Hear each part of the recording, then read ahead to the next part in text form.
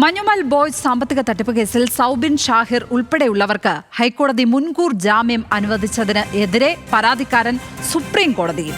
അരൂർ സ്വദേശി സിറാജ് സുപ്രീം കോടതിയിൽ അപ്പീൽ നൽകി. ശരത് ലാലാണ് വിവരങ്ങളുമായി ചേരുന്നത്. ശരത്ത്, എന്തൊക്കെയാണ് ഹർജിക്കാരൻ ഈ ഹർജിയിൽ പറഞ്ഞിരിക്കുന്ന വാദങ്ങൾ, വിവരങ്ങൾ എന്തൊക്കെ? വളരെ നാടകീയമായിട്ടാണ് ഇത്തരം ഒരു ഹർജി സുപ്രീം കോടതിയിൽ വന്നിരിക്കുന്നത്. ഇവർക്കെതിരെ പരാതി നൽകിയ അരൂർ സ്വദേശി സിറാജാണ് ഈ ആവശ്യം ഉന്നയിച്ച് സുപ്രീം കോടതിയെ സമീപിച്ചത്.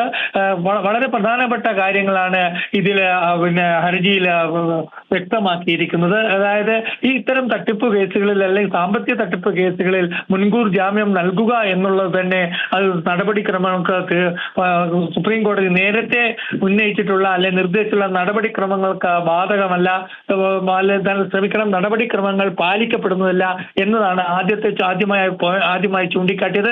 അതേപോലെ തന്നെ കേസ് സംബന്ധിച്ച് ഗുരുതരമായ കേസാണെന്നും ഈ കേസിൽ കസ്റ്റഡിയിലെടുത്ത് തന്നെ ചോദ്യം ചെയ്യേണ്ട കാര്യമാണെന്നും ഇതൊരു വിശ്വാസവഞ്ചന മാത്രമല്ല ഗുരുതരമായ സാമ്പത്തിക കുറ്റകൃത്യമാണെന്നാണ് ഹർജിയിൽ ചൂണ്ടിക്കാണിച്ചിരിക്കുന്നത്. ഇത് സംബന്ധിച്ച സുപ്രീം കോടതി നേരത്തെ നടത്തിയ വിധികളുടെ പകർപ്പുകൾ അല്ലെ വിധികളെ കോട്ട് ചെയ്തുകൊണ്ടാണ് ഈ ഹർജി സുപ്രീം കോടതിയിൽ ഫയൽ ചെയ്തിരിക്കുന്നത്.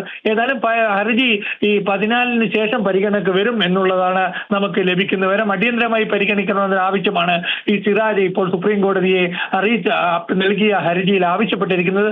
എപ്പോഴെന്നാൽ ഇത് കോടതി ഹർജി പരിഗണിക്കുമെന്ന കാര്യത്തിൽ നമുക്ക് വ്യക്തതയില്ല. ഇന്നാണ് ഇത് സംബന്ധിച്ച ഹർജി സുപ്രീം കോടതി രജിസ്ട്രാർ മുമ്പിൽ നൽകിയിരിക്കുന്നത്. ലക്ഷ്മി.